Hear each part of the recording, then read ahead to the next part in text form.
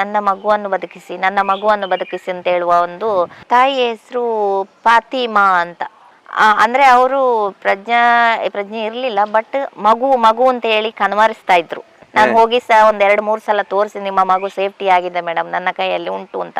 But ಅವರಿಗೆ ಅರ್ಥ ಆಗ್ತಿರ್ಲಿಲ್ಲ. ಅದು ನಾನೇ ಆ ಮಗುವನ್ನು ಆರೈಕೆ ಮಾಡ್ತೇನೆ. ಅಲ್ಲಿ ಯಾರೋ ಒಬ್ರು ಗಂಡಸು ಒಂದು ಹೆಂಗಸು ನಿಂತಿರ್ತಾರೆ. ಅವ್ರ ಹತ್ರ ನಾನು ರಿಕ್ವೆಸ್ಟ್ ಮಾಡ್ತೇನೆ, ಯಾಕಂದ್ರೆ ಮಗುವನ್ನು ನಾನು ಯಾರಿಗೂ ಕೊಡುವ ಆಗಿಲ್ಲ. ಅಲ್ಲಿ ನನ್ನ ಮಗು ಅಲ್ಲ, ಅಂದ್ರೆ ಅದನ್ನು ನಾನು ಕಾಪಾಡಿಕೊಳ್ಬೇಕು. ಯಾರು ಅಂತ ಹೇಳಿ ಗೊತ್ತಿಲ್ಲ, ಪರಿಚಯ ಇಲ್ಲದ ಸುಗೂಸದು, ಅದಕ್ಕೆ ಏನು ಇದು ಇಲ್ಲ, ನನಗೂ ಗೊತ್ತಿಲ್ಲ ಏನಾಗಿದೆ ಅಂತ ಹೇಳಿ. ಬ್ಲಡ್ ಸುರಿತಾ ಇತ್ತು. ಸ್ಪಾಟ್ ಅಲ್ಲಿ ಹೋಗಿರ್ತದೆ ಒಂದು ಮಗು. ಆ ಸ್ಪಾಟ್ ಅಲ್ಲಿ ಹೋದ ಮಗು ಏನಾಗ್ತದೆ ಅಂತ ನಾನು ಗವರ್ಮೆಂಟ್ ಹಾಸ್ಪಿಟಲ್ಗೆ ಆವಾಗಲೇ ಈ ಮಗುವನ್ನು ಕರ್ಕೊಂಡು ಹೋದಾಗ ಅಲ್ಲಿಗೆ ಬರ್ತದೆ ಅದರ ಬಾಡಿ. ವೀಕ್ಷಕರೇ, ಪುತ್ತೂರಿನಲ್ಲಿ ಒಂದು ಆಕ್ಸಿಡೆಂಟ್ ಆಗುತ್ತೆ. ಒಂದು ರಿಡ್ಜ್ ಕಾರ್ ಮಧ್ಯ ಮತ್ತೆ ಒಂದು ಆಟೋ ಮಧ್ಯ, ಇದರಲ್ಲಿ ಇಬ್ಬರು ಪ್ರಾಣವನ್ನ ಬಿಡ್ತಾರೆ. ಈ ಒಂದು ಘಟನೆಯಲ್ಲಿ 3 ತಿಂಗಳದ ಮಗು ಏನಿದೆ ಅದು ಮೂಗಿಗೆ ರಕ್ತ ಬರ್ತಾ ಇದೆ, ಅದು ಅಳ್ತಾ ಇರುತ್ತೆ. ಪಕ್ಕದಲ್ಲಿದ್ದಂತ ಆ ಮಗುವಿನ ತಾಯಿ ಏನಿದ್ದಾರೆ ಅವರಿಗೆ ಪ್ರಜ್ಞಾ ಸ್ಥಿತಿಯಲ್ಲಿ ಇರುವುದಿಲ್ಲ. ಮತ್ತೆ ಇನ್ನೊಂದು ಮಗು ಅಲ್ಲೇ ಡೆತ್ ಆಗಿರುತ್ತೆ. ಆ ಸಮಯಕ್ಕೆ ಅದಕ್ಕಂದ್ರೆ ಸೀರಿಯಸ್ ಆಗಿರುತ್ತೆ, ಅದ್ರ ಮೂಗ್ನಲ್ಲಿ ರಕ್ತ ಬರ್ತಾ ಇರುತ್ತೆ. ಇದೇ ಸಮಯಕ್ಕೆ ಅದಕ್ಕೆ ಸಿಟಿ ಸ್ಕ್ಯಾನ್ ಮಾಡಿಸ್ಬೇಕಾಗಿರುತ್ತೆ. ತಾಯಿಗೆ ಪ್ರಜ್ಞೆ ಇರುವುದಿಲ್ಲ. ಚಂದ್ರಪ್ರಭಾ ಅವರು ಇರ್ತಾರೆ, ಅವರು ವೃತ್ತಿಯಲ್ಲಿ ಟೀಚರ್ ಆಗಿದ್ದಾರೆ, ತಲೆ ಓಡಿಸ್ತಾರೆ, ಆ ಮಗುವನ್ನ ಬದುಕಿಸ್ತಾರೆ. ಹೇಗಂತ ಅವ್ರ ಹತ್ರನೇ ಕೇಳುವ. ನನ್ನ ಹೆಸರು ಚಂದ್ರಪ್ರಭಾ ಗೌಡ ಅಂತ. ಅವತ್ತಿನ ದಿನ ಈ ಘಟನೆ ನಡೆಯುತ್ತೆ, ಮಗುವಿನ ಘಟನೆ ನಡೆಯುತ್ತೆ. ಎಲ್ಲಿ ನಡೆಯುತ್ತೆ, ಎಲ್ಲಿ ಹೋಗ್ತಾ ಇರ್ತೀರಾ ನೀವು? ನಾನು ಮನೆಯಲ್ಲಿ ಆ ದಿವಸ ಕನ್ನಡ ರಾಜ್ಯೋತ್ಸವ, ನವೆಂಬರ್ 1 ಕನ್ನಡ ರಾಜ್ಯೋತ್ಸವ. ಬೆಳಿಗ್ಗೆ ಕನ್ನಡ ರಾಜ್ಯೋತ್ಸವದಲ್ಲಿ ಪಾಲ್ಗೊಂಡು ನೆಕ್ಸ್ಟ್ ವಿವಾಹ ಕಾರ್ಯಕ್ರಮಕ್ಕೆ ನಾನು ಹೋಗ್ತೇನೆ. ಅಲ್ಲಿಂದ ಮತ್ತೆ ಮನೆಗೆ ಹೋಗಿರ್ತೇನೆ. ಒಂದು 3:30 ಗಂಟೆಗೆ ನಾನು ಮನೆಗೆ ರೀಚ್ ಆಗಿರ್ತೇನೆ. ಆಮೇಲೆ ಒಂದು ಸ್ವಲ್ಪ ಮನೆಯಲ್ಲಿ ಹೀಗೆ ಕೆಲಸ ಕಾರ್ಯಗಳಲ್ಲಿ ಇದ್ದೆ ನಾನು. ಅದಾದ ಮೇಲೆ ಒಂದು 4ರಿಂದ 4:15 ಒಳಗೆ ಮಧ್ಯದಲ್ಲಿ ಒಂದು ಅನಾಮಧೇಯ ಕರೆ ಬರ್ತದೆ ನನಗೆ. ಮೇಡಮ್, ನನಗೆ ಹೀಗೆ ಪರ್ಪುಂಜ ಅಂತೇಳಿ, ಇಲ್ಲಿ ನಮ್ಮ ಪುತ್ತೂರು ತಾಲೂಕಿದ್ದು ಪರ್ಪುಂಜ ಅಂತ ಒಂದು ಗ್ರಾಮ ಇದೆ, ಅಲ್ಲಿ ಒಂದು ಆಕ್ಸಿಡೆಂಟ್ ಆಗಿದೆ. ಆಟೋ ಮತ್ತೆ ಒಂದು ಕಾರ್ ಆಕ್ಸಿಡೆಂಟ್ ಆಗಿದೆ ಮೇಡಮ್. ಇಲ್ಲಿಯ ಸ್ಥಿತಿ ನೋಡುವಾಗ ತುಂಬಾ ಗಂಭೀರ ಸ್ಥಿತಿಯಾಗಿದೆ ಅಂತ ಹೇಳ್ತಾರೆ. ಪುತ್ತೂರಿಂದ ಸುಳ್ಯ ಮಡಿಕೇರಿ ಹೋಗುವ ರಸ್ತೆ ಅದು. ಸೆಂಟಿಯಾರಿಂದ ನೆಕ್ಸ್ಟ್ ಪರ್ಪುಂಜ ಅಂತ ಬರುವಂತದ್ದು. ಅಬ್ರಾಡ್ ಹಾಲ್ ಇದೆ, ಅದರ ಪಕ್ಕದಲ್ಲಿ ಆಗಿರುವಂತ ಒಂದು ಘಟನೆ ಅಂತೆ. ಹಾಗೆ ಕಾಲ್ ಮಾಡಿ, ಅಂದ್ರೆ ಇಲ್ಲಿಯ ಪರಿಸ್ಥಿತಿ ಸರಿ ಇಲ್ಲ ಮೇಡಮ್, ನಮಗೆ ಅರ್ಜೆಂಟ್ ನೀವು ಇಲ್ಲಿಗೆ ಬರಬೇಕು ಅಂತ ಹೇಳ್ತಾರೆ ನನಗೆ. ಇಮಿಡಿಯೇಟ್ ನಾನು ಹಿಂದೆ ಮುಂದೆ ನೋಡ್ಲಿಲ್ಲ. ಇಮಿಡಿಯೇಟ್ ನಾನು ನಮ್ಮ MLA ಅವರ PA ಅವರನ್ನ ಸಂಪರ್ಕಿಸ್ತೇನೆ. ನಾನು ಕೇಳಬೇಕು, ನನಗೂ ಸಹ ಆಕ್ಸಿಡೆಂಟ್ ಆದ ಮೇಲೆ ಎಲ್ಲಿಗೆ ಕರ್ಕೊಂಡು ಹೋಗ್ಬೇಕು ಅಂತ. ಆಗ ಅವರು ಹೇಳ್ತಾರೆ ಗವರ್ಮೆಂಟ್ ಹಾಸ್ಪಿಟಲ್ಗೆ ಸಜೆಸ್ಟ್ ಮಾಡಿ. ಗಂಭೀರ ಪರಿಸ್ಥಿತಿಯಲ್ಲಿದ್ದೇನೆ ನಾನು, ಅವ್ರದ್ದು ಹೋಲ್ಡ್ ಅಲ್ಲೇ ಇಟ್ಟಿದ್ದೆ ನಾನು. ಅವ್ರು ಹೇಳ್ತಾರೆ MLAಗೆ ವಿಷಯ ತಿಳಿಸಿ ಅಂತ ಹೇಳ್ತಾರೆ ನನ್ನ ಹತ್ರ. ಆದ ಕಾರಣ ನಾನು ಸಂಪರ್ಕ ಮಾಡಬೇಕಾಯ್ತು. ಮಾಡಿದ್ದೆ ಇಮಿಡಿಯೇಟ್. ಅಷ್ಟಾಗೂ ಅವರು ಹೇಳಿದ್ರಲ್ಲ ಗವರ್ಮೆಂಟ್ ಹಾಸ್ಪಿಟಲಿಗೆ ಹೋಗಿ ಅಂತ ಹೇಳಿದ್ರು, ಸಜೆಸ್ಟ್ ಮಾಡಿದ್ರು ನನಗೆ. ಆಗ ನಾನೇನು ಮಾಡಿದೆ ಅಂತ ಅವ್ರದ್ದು ಕಟ್ ಮಾಡಿ ಇವ್ರದ್ದು ಮಾತಾಡಿದೆ ನಾನು ಕಾಲಲ್ಲಿ. ನೀವು ಗೌರ್ಮೆಂಟ್ ಹಾಸ್ಪಿಟಲ್, ಇಲ್ಲಿ ಗೌರ್ಮೆಂಟಿಗೆ ಹೋಗುವ ಪರಿಸ್ಥಿತಿಯಲ್ಲಿ ಇಲ್ಲ ಮೇಡಮ್, ಇಲ್ಲಿ ಮಹಿಳೆಯರು, ಸಣ್ಣ ಪುಟ್ಟ ಮಕ್ಕಳು ಎಲ್ಲ ಬಿದ್ದಿದ್ದಾರೆ ಹೊರಗಡೆ, ನೋಡುವ ಪರಿಸ್ಥಿತಿಯಲ್ಲಿ ಇಲ್ಲ ಅಂತ. ಹಾಗಾದರೆ ನಾನು ಅಲ್ಲಿಂದ ನೆಕ್ಸ್ಟ್ ಪರ್ಪುಂಜದ ನೆಕ್ಸ್ಟ್ ಒಂದು ಪ್ಲೇಸ್ ಬರ್ತದೆ, ಮುಕ್ರಂಪಾಡಿ ಅಂತ ಹೇಳುವ ಪ್ಲೇಸ್, ಅಂದ್ರೆ ಹತ್ರ. ಗೌರ್ಮೆಂಟ್ ಹಾಸ್ಪಿಟಲ್ ಸಿಟಿಗೆ ಬರಬೇಕು, ಅದು ಹತ್ರ ಇರ್ತದೆ. ಆದ ಕಾರಣ ಅಲ್ಲಿ ಹೊಸ ಹಾಸ್ಪಿಟಲ್, ಮೆಡ್ಲ್ಯಾಂಡ್ ಅಂತ ಒಂದು ಹಾಸ್ಪಿಟಲ್ ಓಪನ್ ಆಗಿದೆ. ಅದರ ಓನರ್ ಅಶ್ರಫ್ ಸರ್ ಅಂತ ಇರ್ತಾರೆ. ಅವರು ನನಗೆ ಮೊದಲೇ ಪರಿಚಯ ಇದ್ರು. ಆದ ಕಾರಣ ನಾನೇನು ಮಾಡ್ತೇನೆ ಅಂತ ಹೇಳಿದರೆ, ಅವರಿಗೆ ಸಜೆಸ್ಟ್ ಮಾಡ್ತೇನೆ, ನೀವು ಇಮಿಡಿಯೇಟ್ ಮೆಡ್ಲ್ಯಾಂಡ್ ಹಾಸ್ಪಿಟಲಿಗೆ ಹೋಗಿ, ನಾನು ಅರೇಂಜ್ ಮಾಡ್ತೇನೆ, ಅಲ್ಲಿ ಕಾಲ್ ಮಾಡ್ತೇನೆ, ನಾನು ಅಲ್ಲಿಗೆ ಹೇಳ್ತೇನೆ ಅಂತ ವಿಷಯ ಅವರಿಗೆ ಹೇಳ್ತೇನೆ. ಯಾರು ಕಾಲ್ ಮಾಡಿದ್ರು ನನಗೆ, ಅವರಿಗೆ. ಹಾಗಾಗಿ ಕಾಲ್ ಕಟ್ ಮಾಡ್ತೇನೆ. ಅವರು ವ್ಯವಸ್ಥೆ ಮಾಡಿದ್ದಾರೆ ಹಾಸ್ಪಿಟಲ್ಗೆ ಹೋಗಲಿಕ್ಕೆ. ನಾನು ಒಂದು 10 ನಿಮಿಷದಲ್ಲಿ ನಾನು ಅಲ್ಲಿಗೆ ತಲುಪಿದ್ದೇನೆ. ಆಕ್ಸಿಡೆಂಟ್ ಆದ ಸ್ಥಳ ಅದರಿಂದ ದೂರ ಉಂಟು. ಆದ ಕಾರಣ ಇಲ್ಲಿಗೆ ಕಾಲ್ ಮಾಡಿ ನಾನು ತಿಳಿಸ್ತೇನೆ, ಅಲ್ಲಿಗೆ ಹೀಗೆ ಆಕ್ಸಿಡೆಂಟ್ ಕೇಸ್ ಬರ್ತದೆ, ನೀವು ರಿಸೀವ್ ಮಾಡಿ, ನಾನು ಬರ್ತೇನೆ ಅಲ್ಲಿಗೆ ಅಂತ ಹೇಳ್ತೇನೆ. ಹೋದೆ ನಾನು ಅಲ್ಲಿಗೆ. ಹೋಗುವಾಗ ಅಲ್ಲಿಯ ನಿಜವಾಗಿ ಪರಿಸ್ಥಿತಿ ಗಂಭೀರ ಆಗಿತ್ತು. ತುಂಬಾ ಜನಗಳು ಸೇರಿದ್ರು ಅಲ್ಲಿ, ನಮ್ಮ ಪಕ್ಷದ ಕಾರ್ಯಕರ್ತರು ಇದ್ರು ಅಲ್ಲಿ. ಆಟೋ ಮತ್ತೆ ಒಂದು ಆಟೋ ಈ ಕಡೆಯಿಂದ ಅಬ್ರಾಡ್ ಹಾಲ್ ಅಂತ ಇದೆ, ಆ ಸೈಡ್ ಇಂದ ಬರುವಂತದ್ದು. ಈ ಕಾರು ಸುಳ್ಯ ಸೈಡ್ ಇಂದ ಬರುವಂತದ್ದು, ರಿಡ್ಸ್ ಕಾರ್ ಇರ್ತದೆ. ಬಂದು ಅವರು ಬಸ್ ಅನ್ನು ಓವರ್ಟೇಕ್ ಮಾಡಿ ಬಂದು ಈ ಗಾಡಿಗೆ ಹೊಡೆದಿರುವಂತದ್ದು, ಆಟೋಗೆ ಹೊಡೆದಿರುವಂತದ್ದು, ಡಿಕ್ಕಿ ಆಗಿರುವಂತದ್ದು. ಅದರಲ್ಲಿ ಎಷ್ಟು ಜನ ಇರ್ತಾರೆ? ಅದರಲ್ಲಿ 3 ಹೆಂಗಸರು, 3 ಮಕ್ಕಳು, ಮತ್ತೆ ಆಟೋ ಡ್ರೈವರ್. ಪರಿಸ್ಥಿತಿ ತುಂಬಾ ಗಂಭೀರ ಇತ್ತು ಸರ್. ಆಲ್ರೆಡಿ ನಾನು ರೀಚ್ ಆಗ್ಬೇಕಾದ್ರೇನೆ ಏನಾಗಿತ್ತು ಅಂತ ಹೇಳಿದ್ರೆ, 2 ಮಹಿಳೆಯರನ್ನ ಮಂಗಳೂರಿಗೆ ಶಿಫ್ಟ್, ಇಲ್ಲಿ ಆಗುದಿಲ್ಲ ಅಂತ ಹೇಳುವ ಉದ್ದೇಶದಿಂದ ಮಂಗಳೂರಿಗೆ ಶಿಫ್ಟ್ ಮಾಡ್ಲಿಕ್ಕೆ ಆಂಬ್ಯುಲೆನ್ಸ್ ಅಲ್ಲಿ ಮಲಗಿಸಿದ್ರು. ನಾನು ಬರುವ ಟೈಮಿಗೆ. ಅಷ್ಟು ಸೀರಿಯಸ್ ಇತ್ತು ಅದು ಕೇಸ್. ಹಾಗೆ ಅದು ಆಂಬ್ಯುಲೆನ್ಸ್ ಹೋಗ್ತದೆ, 2 ಆಂಬ್ಯುಲೆನ್ಸ್ ಕೂಡ ಹೋಗ್ತದೆ ಮಂಗಳೂರಿಗೆ. ಆಗ ನಾನು ಹಾಸ್ಪಿಟಲ್ನ ಒಳಗೆ ಹೋಗಬೇಕಾದ್ರೆ ನಾನು ಮಗು ಅಳುವ ಒಂದು ಯಾವುದು ಅಂದ್ರೆ ಮಗು ಅಂದ್ರೆ ಸಣ್ಣ ಪುಟ್ಟ ಮಗು ಅಳುವ ಸೌಂಡ್, ಅದು ದೊಡ್ಡ ಮಗು ಅಲ್ಲ. ಈಗ ಆಟೋದಲ್ಲಿ ಇದ್ದವರಿಗೆ ಯಾರಿಗೂ ಪ್ರಜ್ಞೆ ಇಲ್ಲ, ಯಾರಿಗೂ ಏನಿಲ್ಲ. ಉಳಿದವರು ಅದೇ 2 ಪೇಷಂಟ್ ಮಂಗಳೂರಿಗೆ ಕಳಿಸಿ ಆಯ್ತು. ಇನ್ನು ಉಳಿದವರು ಇಲ್ಲಿ ಯಾರಿಗೂ ಅದರ ಅರಿವಿಲ್ಲ ಅವರಿಗೆ, ಅಂದ್ರೆ ಅಷ್ಟು ಏಟಾಗಿದೆ. ಇನ್ನೊಂದು ಮಗು ಅದರಲ್ಲಿ ಸ್ಪಾಟ್ ಅಲ್ಲಿ ಡೆತ್ ಆಗಿದೆ. 4 ವರ್ಷದ ಮಗು ಒಂದು ಡೆತ್ ಆಗಿದೆ ಸ್ಪಾಟ್ ಅಲ್ಲಿ. ಹಾಗೆ ಆ ಮಗು ಅಳುವ ಸೌಂಡ್ ಬರ್ಬೇಕಾದ್ರೆ ಯಾವುದಾದ್ರೂ ಒಂದು ತಾಯಿ ಹೃದಯಕ್ಕೆ ಅದು ಕಿವಿಗೆ ಕೇಳಿದಾಗೆ ಒಂದು ನಮ್ಮ ಕಿವಿ ಒಂದು ನೆಟ್ಟಗೆ ಆಗುದು ಸಹಜ ಅದು. ಹಾಗಾಗಿ ನಾನು ಇಮಿಡಿಯೇಟ್ ಏನು ಐಸಿಯು ಇಂದ ಸೌಂಡ್ ಕೇಳ್ತಾ ಇತ್ತು. ಇಮಿಡಿಯೇಟ್ ನಾನು ಐಸಿಯುಗೆ ನುಗ್ತೇನೆ. ಐಸಿಯಲ್ಲಿ ನುಗ್ಗಿದಾಗ ಮಗುವನ್ನು ಟ್ರೀಟ್ ಮಾಡ್ತಾ ಇರ್ತಾರೆ, ಸಿಸ್ಟರ್ಸ್ ಟ್ರೀಟ್ ಮಾಡ್ತಾ ಇರ್ತಾರೆ ಅಲ್ಲಿದ್ದು ನರ್ಸ್ಗಳು.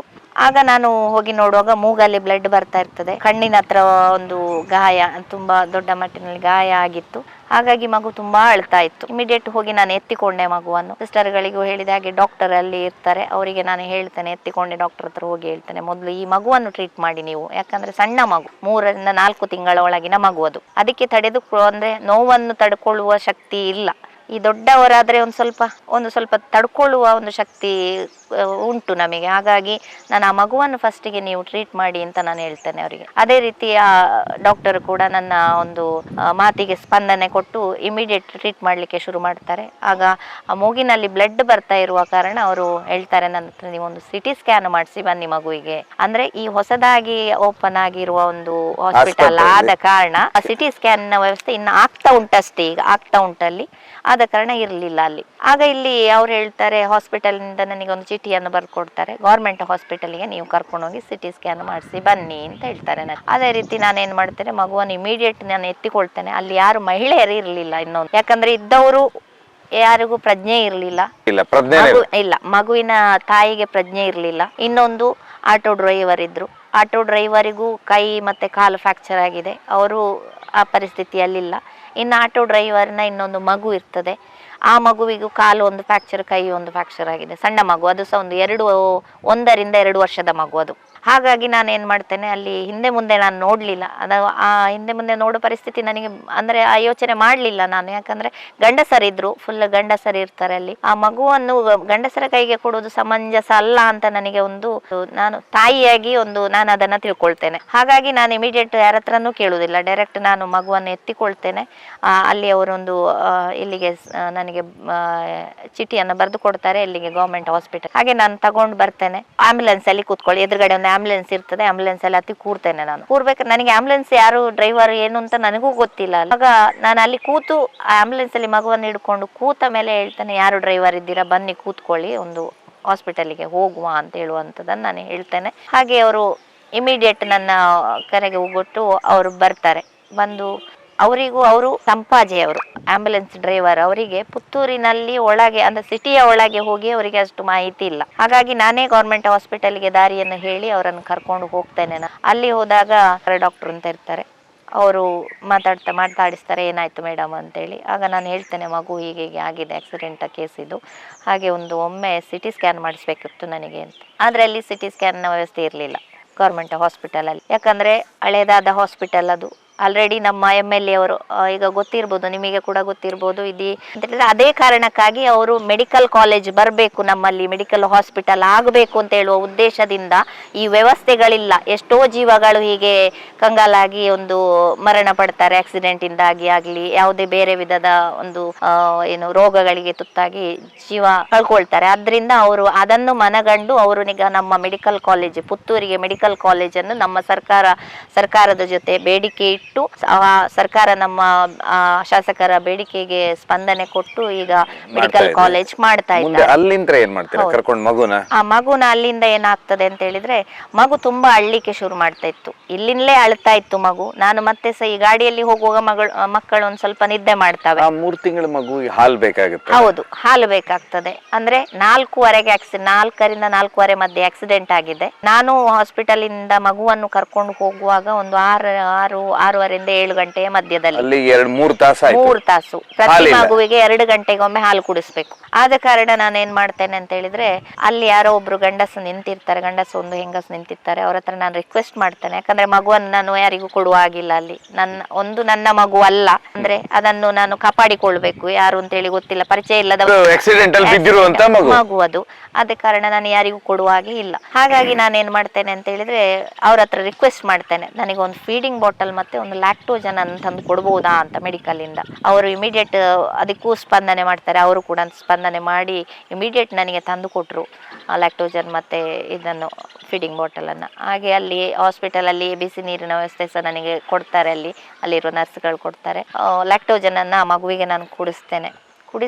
ಕುಡಿಸಿದ ಮೇಲೆ ಒಂದು ಸ್ವಲ್ಪ ಅಳು ಕಡಿಮೆ ಆಗುತ್ತೆ ಮಗುವಿದ್ದು. ಮತ್ತೆ ಅಲ್ಲಿಂದ ಸಿಟಿ ಸ್ಕ್ಯಾನ್ ಇಲ್ಲ ಅಂತ ಹೇಳೋ ಉದ್ದೇಶದಿಂದ ಮತ್ತೆ ಒಂದು ಸಿಟಿ ಹಾಸ್ಪಿಟಲ್ ಅಂತ ಇದೆ ನಮ್ಮಲ್ಲಿ, APMC ರೋಡ್ ಅಲ್ಲಿ ಸಿಟಿ ಹಾಸ್ಪಿಟಲ್, ಅಲ್ಲಿಂದ ಅಲ್ಲಿಗೆ ಹೋಗ್ತೇವೆ. ಅಲ್ಲಿ ಹೋಗ್ಬೇಕಾದ್ರೆ ಅಲ್ಲಿ ಕೂಡ ಸಿಟಿ ಸ್ಕ್ಯಾನ್ಗೆ ಸಂಬಂಧಿಸಿದ ಡಾಕ್ಟರ್ಸ್ ಇಲ್ಲ. ಅಲ್ಲಿಂದ ಮತ್ತೆ ಇನ್ನೇನು ಮಾಡೋದು, ಇನ್ನು ನನಗೆ ಮಗುವಿನ ಪ್ರಾಣ ಮುಖ್ಯ. ಯಾಕಂದ್ರೆ ಸಣ್ಣ ಮಗು ಸುಗೂಸದು, ಅದಕ್ಕೆ ಏನು ಇದು ಇಲ್ಲ, ನನಗೂ ಗೊತ್ತಿಲ್ಲ ಏನಾಗಿದೆ ಅಂತೇಳಿ, ಬ್ಲಡ್ ಸುರಿತಾ ಇತ್ತು. ಹಾಗಾಗಿ ನಾನು ಇಮಿಡಿಯೇಟ್ ಇನ್ನು ನಮ್ಮ ಸ್ವಾಮಿ ಕಲಾ ಮಂದಿರ ತೆಂಕಿಲದಲ್ಲಿ ಬೈಪಾಸ್ ರೋಡ್ ಇದೆ, ಅಲ್ಲಿ ಹೋಗ್ತೇವೆ. ಅಲ್ಲಿ ಒಂದು ಲ್ಯಾಬ್ ಇದೆ. ಆಗ ಅಲ್ಲಿ ಡ್ರೈವರ್ ಕೂಡ ನನಗೆ ತುಂಬಾ ಸಪೋರ್ಟ್ ಮಾಡ್ತಾರೆ, ತಾಜುದ್ದೀನ್ ಅವರನ್ನು ಸಹ ನೆನೆಸ್ತೇನೆ. ಇಲ್ಲಿ ಹೋದ ಮೇಲೆ ನಾನು ಮಗು ಕೇಳುದಿಲ್ಲ, ಮತ್ತೆ ಅಳ್ತದೆ ಮಗು. ಈ ಗಾಡಿಯಲ್ಲಿ ಹೋಗುವಾಗ ನಿದ್ದೆ ಮಾಡ್ತದೆ ಗಾಳಿಗೆ ಚಂದ, ಮತ್ತೆ ಎಚ್ಚೆತ್ತುಕೊಳ್ತದೆ ಮಗು, ಮತ್ತೆ ಅಳ್ಳಿಕ್ಕೆ ಶುರು ಮಾಡ್ತದೆ ಮಗು. ಅದನ್ನು ಮತ್ತೆ ನಾನು ಕೈಯಲ್ಲಿ ಹಿಡಿದು ಮಗುವನ್ನು ಅಲ್ಲಾಡಿಸಿ ಮಲಗಿಸ್ತೇನೆ. ಮಲಗಿಸಿ ಆದ ಮೇಲೆ ಸಿಟಿ ಸ್ಕ್ಯಾನ್ ಅಂತ ಹೇಳುವಾಗ 1 ರಿಂದ 2 ನಿಮಿಷ ನಡೆಯುವ ಅದು ಪ್ರೊಸೀಜರ್, ಅದು ಸಿಟಿ ಸ್ಕ್ಯಾನ್ ಅನ್ನುವಂಥದ್ದು. ಅದಕ್ಕೆ ಯಾರು ಸಹ ಅಲ್ಲಾಡಬಾರ್ದು, ಸ್ವಲ್ಪ ಸಹ ಆ ಕಡೆ ಈ ಕಡೆ ಅಲ್ಲಾಡಬಾರ್ದು ಆ ಸಿಟಿ ಸ್ಕ್ಯಾನ್ ಮಾಡುವಾಗ. ಮಕ್ಕಳು ಅಂದ್ರೆ ಸಾಮಾನ್ಯವಾಗಿ ಸುಮ್ಮನೆ ಇರುವಂತದ್ದಲ್ಲ. ಮತ್ತೆ ಹೇಗೋ ಹಿಡಿದು ನನ್ನ ಕೈಯಲ್ಲಿ ನಾನು ಸಿಟಿ ಸ್ಕ್ಯಾನ್ ಅನ್ನು ಕೂಡ ಮಾಡಿಸ್ತೇನೆ. ನಾನು ಸಿಟಿ ಸ್ಕ್ಯಾನ್ ಆದ ಮೇಲೆ ಮತ್ತೆ ನಾನು ಮಿಡ್ಲ್ಯಾಂಡ್ ಹಾಸ್ಪಿಟಲ್ಗೆ ಬರ್ತೇನೆ. ಬರುವಾಗ ಸಾಧಾರಣ ನಾವು 9 ರಿಂದ 9:30 ರಾತ್ರಿ ಆಗಿದೆ ಇಲ್ಲಿಗೆ ಅದೇ ಹಾಸ್ಪಿಟಲ್ಗೆ ವಾಪಸ್ ಬರುವಾಗ ನಾವು. ಹಾಗಾಗಿ ಮತ್ತೆ ಬಂದು ಮಿಡ್ಲ್ಯಾಂಡ್ ಹಾಸ್ಪಿಟಲ್ ಅಲ್ಲಿ ತಾಯಿ ಹತ್ರ ನಾನು ಹೋಗ್ತೇನೆ ಮಗುವನ್ನು ಕರ್ಕೊಂಡು. ಆದ್ರೆ ಪ್ರಜ್ಞೆ ಇರ್ಲಿಲ್ಲ, ಪ್ರಜ್ಞೆ ಇಲ್ಲ, ತಾಯಿಗೆ ಪ್ರಜ್ಞೆ ಇಲ್ಲ. ಮತ್ತೆ ನಾನು ಕೈಯಲ್ಲೇ ಹಿಡ್ಕೊಂಡು ನಾನೇ ಆ ಮಗುವನ್ನು ಆರೈಕೆ ಮಾಡ್ತೇನೆ. ಅಂದ್ರೆ ಮಲಗಿಸಿದಲ್ಲಿ ಮತ್ತೆ ಎದ್ದುಕೊಳ್ತದೆ ಮಗು, ಅಳ್ತದೆ. ಆದ ಕಾರಣ ಕೈಯಲ್ಲೇ ಹಿಡ್ಕೊಂಡು ನಾನು ಅಲ್ಲಾಡಿಸಿ ಆ ಮಗುವನ್ನು ಆರೈಕೆ ಮಾಡ್ತಾ ಇರ್ತೇನೆ ನಾನು. ಆಮೇಲೆ ಏನಾಯ್ತು ಅಂತ ಹೇಳಿದ್ರೆ, ಆ ಮಗುವಿನ ತಾಯಿಯನ್ನು ಮತ್ತು ಮಗುವಿನ ದೊಡ್ಡಪ್ಪ, ಅದೇ ಆಟೋ ಚಾಲಕರ ಮಗು, ಇನ್ನೊಂದು 2 ವರ್ಷದ ಮಗು, ಆ ಮಗು ಅವರನ್ನು ಕೂಡ ನಾವು ಏನ್ ಮಾಡ್ತೇವೆ ಅಂತ ಹೇಳಿದ್ರೆ, ಮೊದಲೇ ನಾವು 2 ಪೇಷಂಟ್ ಅನ್ನು ಮಂಗಳೂರಿಗೆ ಕಳಿಸಿದ್ದೆವು.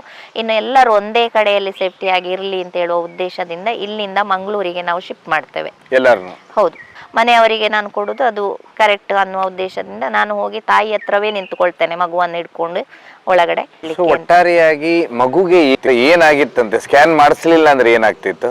ಸ್ಕ್ಯಾನ್ ಅಂದ್ರೆ ಮೂಗಿನಲ್ಲಿ ಬ್ಲಡ್ ಬರುವ ಕಾರಣ ತಲೆಯಲ್ಲಿ ಏನೋ ಪ್ರಾಬ್ಲಮ್ ಆಗಿರ್ಬೋದು ಅಂತ ಒಂದು ಸ್ಕ್ಯಾನ್ ಮಾಡಿಸ್ಲೇಬೇಕು. ಸೊ ಆ ಸಮಯಕ್ಕೆ ಯಾರು ಇರ್ಲಿಲ್ಲ, ಜಾಗದಲ್ಲಿ ಯಾರಿಲ್ಲ. ಗಂಡಸರಿದ್ರು, ಗಂಡಸರನ್ನು ಬಿಟ್ರೆ ಬೇರೆ ಯಾರು ಇರಲಿಲ್ಲ. ಏನ್ ಮೇಡಮ್ ಅವ್ರ ತಾಯಿ ಹೆಸರು? ತಾಯಿ ಹೆಸರು ಫಾತಿಮಾ ಅಂತ. ಅಂದ್ರೆ ಅವರು ಪ್ರಜ್ಞೆ ಇರ್ಲಿಲ್ಲ, ಬಟ್ ಮಗು ಅಂತ ಹೇಳಿ ಕನ್ವರಿಸ್ತಾ ಇದ್ರು. ನಾನು ನೋಡಿದ್ದೇನೆ, ನಾನು ಹೋಗಿ ಸಹ 1-2-3 ಸಲ ತೋರಿಸಿ, ನಿಮ್ಮ ಮಗು ಸೇಫ್ಟಿ ಆಗಿದೆ ಮೇಡಮ್, ನನ್ನ ಕೈಯಲ್ಲಿ ಉಂಟು ಅಂತ. ಬಟ್ ಅವರಿಗೆ ಅರ್ಥ ಆಗ್ತಿರ್ಲಿಲ್ಲ. ಅದು ನನ್ನ ಮಗುವನ್ನು ಬದುಕಿಸಿ ಅಂತ ಹೇಳುವ ಒಂದು ಅದೇ ಮಾತನ್ನ ಅವ್ರು ಹೇಳ್ತಾ ಇದ್ರು, ನನ್ನ ಮಗುವನ್ನು ಬದುಕಿಸಿ ಕೊಡಿ ನನಗೆ ಅಂತ. ಹಾಗೆ ನಾನು ಅವರಿಗೆ ತೋರಿಸಿದ್ದೇನೆ 1-2 ಸಲ. ಬಟ್ ಅವರು ಯಾರಾದ್ರೂ ಪ್ರಜ್ಞೆ ಇಲ್ಲದಿರುವಾಗ ಅದೊಂದು ಅವರಿಗೆ ಅದರ ಅರ್ಥ. ನಾನು ಹೋಗಿ ತೋರಿಸಿದ್ದೇನೆ ಅವರಿಗೆ, ಮಗು ನನ್ನ ಕೈಯಲ್ಲಿ ಇದೆ, ಸೇಫ್ ಆಗಿದೆ, ನೀವು ಟೆನ್ಷನ್ ಮಾಡಬೇಡಿ ಅಂತ ನಾನು ಅವರಿಗೂ ಕೂಡ ಸಮಾಧಾನವನ್ನು ಮಾಡಿದ್ದೇನೆ. ಎಲ್ಲರೂ ಬದುಕ್ತಾರೆ. ಅದರಲ್ಲಿ ಒಂದು ಸ್ಪಾಟ್ ಅಲ್ಲಿ ಹೋಗಿರ್ತದೆ ಒಂದು ಮಗು. ಆ ಸ್ಪಾಟ್ ಅಲ್ಲಿ ಹೋದ ಮಗು ಏನಾಗ್ತದೆ ಅಂತ, ನಾನು ಗೌರ್ಮೆಂಟ್ ಹಾಸ್ಪಿಟಲ್ಗೆ ಆವಾಗಲೇ ಈ ಮಗುವನ್ನು ಕರ್ಕೊಂಡು ಹೋದಾಗ ಅಲ್ಲಿಗೆ ಬರ್ತದೆ ಅದರ ಬಾಡಿ. ಇಲ್ಲಿ ಗೌರ್ಮೆಂಟ್ ಹಾಸ್ಪಿಟಲ್ಗೆ ಬಂದಿರ್ಬೇಕಾದ್ರೆ ಅಲ್ಲಿ ಕೂಡ ಯಾರು ಮಹಿಳೆಯರು ಇರುವುದಿಲ್ಲ, ಅಂದ್ರೆ ಇವರ ಪಾರ್ಟಿಯವರು ಯಾರು ಇರುವುದಿಲ್ಲ, ಅಂದ್ರೆ ಇವರಿಗೆ ಸಂಬಂಧಪಟ್ಟವರು ಯಾರು ಇರುವುದಿಲ್ಲ, ಗಂಡಸರಿದ್ರು. ಆದ ಕಾರಣ ಮಗುವನ್ನು ಮತ್ತೆ ನನ್ನ ಕೈಗೆ ಕೊಡ್ತಾರೆ, ಆ ಬಾಡಿಯನ್ನು ನನ್ನ ಕೈಗೆ ತಂದು ಕೊಡ್ತಾರೆ. ಈ ಮಗುವನ್ನ ಅಲ್ಲಿ ಆಕ್ಚುಲಿ ನಾವು ಬೆಡ್ ಅಲ್ಲಿ ಮಲಗಿಸಿದ್ದೆ ನಾನು, ನರ್ಸ್ಗಳು ನೋಡ್ತಾ ಅಲ್ಲಿ ಇದ್ರು. ಆದ ಕಾರಣ ನಾನು ಹೋಗಿ ನನ್ನ ಬಾಡಿಯನ್ನು ನಾನೇ ತಗೊಳ್ಬೇಕಾಯ್ತು. ಆ ಬಾಡಿಯನ್ನು ತಗೊಳ್ಬೇಕಾದ್ರೆ ಯಾವ ತಾಯಿ ಕೂಡ ಒಂದು ಅದು ಹೆಂಗರಳು ಅಂತ ಹೇಳುವಂಥದ್ದು ಒಂದು ಬೇರೆ, ಒಂದು ಪುರುಷರ ಒಂದು ಮನಸ್ಸು ಬೇರೆ ಇರ್ತದೆ. ಅವರಿಗೆ ಒಂದು ಸ್ವಲ್ಪ ಗಟ್ಟಿ ಮನಸ್ಸು ಇರ್ತದೆ, ನಮಗೆ ಒಂದು ಅಷ್ಟು ಗಟ್ಟಿ ಮನಸ್ಸು ಇರುವುದಿಲ್ಲ. ಅಂದ್ರೆ ನನ್ನ ಕಣ್ಣಲ್ಲಿಯೂ ನೀರು ಬಂದು ನನಗೆ ತಡಿಲಿಕ್ಕೆ ಆಗ್ಲಿಲ್ಲ ಆ ನೋವನ್ನು. ಆದ್ರೂ ಕೂಡ ಆ ಪರಿಸ್ಥಿತಿಗೆ ನನಗೆ ಶಕ್ತಿ ಕೊಟ್ಟದ್ದ ಅಥವಾ ನಾನು ನಂಬುವ ದೇವರು ನನಗೆ ಶಕ್ತಿ ಕೊಟ್ಟದ್ದ ನನಗೆ ಗೊತ್ತಿಲ್ಲ. ಇದಾಗ್ಲಿಲ್ಲ, ಕುಗ್ಲಿಲ್ಲ ಅಲ್ಲಿ. ಆ ಮಗು ಏನಿದ್ರೆ ಇದಕ್ಕೆ ಸಂಬಂಧ ಏನಾಗಬೇಕಾಯ್ತು? ಈ ಮಗುವಿನ ದೊಡ್ಡಪ್ಪನ ಮಗು. ಅದೇ ಸೊ ಇದರಲ್ಲಿ ಈಗ 3 ಜನ ಏನಾಗಿದ್ರು ಮೇಡಮ್? ಈಗ 3 ಜನ ಈಗ ಅದೇ 3 ಜನ ಹೆಣ್ಣು ಮಕ್ಕಳಲ್ಲಿ ಒಂದು ಹೆಂಗಸು ತೀರಿ ಹೋಗಿದ್ದಾರೆ. ರಾತ್ರಿ ಮಂಗಳೂರಿಗೆ ತಲುಪಿಸಿದ್ದೆ. ಮೊದಲು ಸೀರಿಯಸ್ ಇದೆ ಅಂತ 2 ಹೆಂಗಸರನ್ನು ನಾವು ಕಳಿಸಿದ್ದೇವಲ್ಲ, ಅದರಲ್ಲಿ ಆ ಮಗು ತೀರಿ ಹೋದ ಮಗುವಿನ ಅಜ್ಜಿ ಡೆತ್ ಆದ್ರು. ನೆಕ್ಸ್ಟ್ ಇನ್ನೊಬ್ರು ICU ಅಲ್ಲಿ ಇದ್ದಾರೆ, ಇವಾಗ್ಲೂ ICU ಅಲ್ಲಿ ಇದ್ದಾರೆ, ಸೀರಿಯಸ್ ಆಗಿದ್ದಾರೆ. ಇನ್ನೊಬ್ರು ಈಗ ಈ ಮಗುವಿನ ತಾಯಿ ಆರಾಮಾಗಿದ್ದಾರೆ. ಕೈ ಒಂದು ಫ್ರಾಕ್ಚರ್ ಆಗಿದೆ ಅವರಿಗೆ, ಕಾಲಿಗೆ ಸ್ವಲ್ಪ ಏಟಾಗಿದೆ. ಮತ್ತೆ ಒಂದು 10 ಗಂಟೆಯ ವೇಳೆಗೆ ಈ ಮಹಿಳೆಯ ಸಂಬಂಧಿಗೆ ಒಬ್ರು ಬರ್ತಾರೆ. ಅವರ ಹತ್ರ ನಾನು ಆ ಮಗುವನ್ನು ಅವರಿಗೆ ಹ್ಯಾಂಡ್ ಓವರ್ ಮಾಡಿ, ಆ ಮಗುವಿನ ತಂದೆ ಬೇರೆ ದೇಶದಲ್ಲಿ ಇದ್ರು, ಸೌದಿಯಲ್ಲಿದ್ರು. ಅವರು ನಿನ್ನೆ ತಾನೇ ಬಂದಿದ್ದಾರೆ, ಊರಿಗೆ ಬಂದಿದ್ದಾರೆ. ಬಂದ ಕೂಡಲೇ ನನ್ನನ್ನು ಸಂಪರ್ಕ ಮಾಡಿದ್ದಾರೆ. ನನಗೆ ಒಂದು ಕೃತಜ್ಞತೆಯನ್ನು ಕೂಡ ಅವರು ಸಲ್ಲಿಸಿದ್ದಾರೆ. ಹೌದು, ಒಂದೇ ಮಗು. ಇವರಿಗೆ ಒಂದು ಕಾಳಜಿಯಿಂದಾಗಿ ಒಂದು ಮಗುವಿನ ಜೀವ ಉಳಿದಿದೆ ಅಂತ ಹೇಳುವಂಥದ್ದು ನಾನು ಹೇಳಲಿಕ್ಕೆ ಪ್ರಯತ್ನ ಪಡ್ತೇನೆ. ಯಾಕಂದ್ರೆ ನಾನೊಂದು ಅದು ಏನು ಅಂತ ನನಗೆ ಗೊತ್ತಿಲ್ಲ, ದೇವರೇ ನನಗೆ ಒಂದು ಬುದ್ಧಿ ಕೊಟ್ಟದ್ದ, ನೀನು ಹೋಗು ಅಂತ ಹೇಳುವಂಥದ್ದು. ಆಕ್ಚುಲಿ ನಾವು ಬೇರೆ ಪ್ರೋಗ್ರಾಮ್ ಮಾಡಿದ್ದೆವು, ನಾವೊಂದು ದೇವಸ್ಥಾನಕ್ಕೆ ಹೋಗುವ ಪ್ರೋಗ್ರಾಮ್ ಮಾಡಿದ್ದೆವು. ಆ ದಿವಸ ಸಂಜೆ ಕಟೀಲು ದುರ್ಗಾ ಪರಮೇಶ್ವರಿ ದೇವಸ್ಥಾನಕ್ಕೆ ನಾನು ಪ್ರತಿ ತಿಂಗಳು ನಾನು ವಿಸಿಟ್ ಮಾಡ್ತೇನೆ. ಆ ತಾಯಿ ಹತ್ರ ನಾನು ಹೋಗ್ಬೇಕಿತ್ತು. ಆ ತಾಯಿಯೇ ನನ್ನನ್ನು ಬೇಡ, ಇವತ್ತು ನೀನು ಬರಬೇಡ ಅಂತ ಹೇಳಿದ್ರೋ ಗೊತ್ತಿಲ್ಲ ನನಗೆ. ಸೊ ಒಟ್ಟಾರೆಯಾಗಿ ಅದಕ್ಕೊಂದು ಟ್ರೀಟ್ಮೆಂಟ್ ಕೊಡಿಸಿ ತಾಯಿ ಮಡಿಲನ್ನು ಸೇರಿಸಿದ್ದೇನೆ. Thank you madam. ತಮ್ಮ ಹೆಸರು? ಚಂದ್ರಪ್ರಭಾ ಗೌಡ. ತಾವು ಟೀಚರ್ ಆಗಿದ್ದೀರಾ? ಟೀಚರ್ ಆಗಿದ್ದೇನೆ.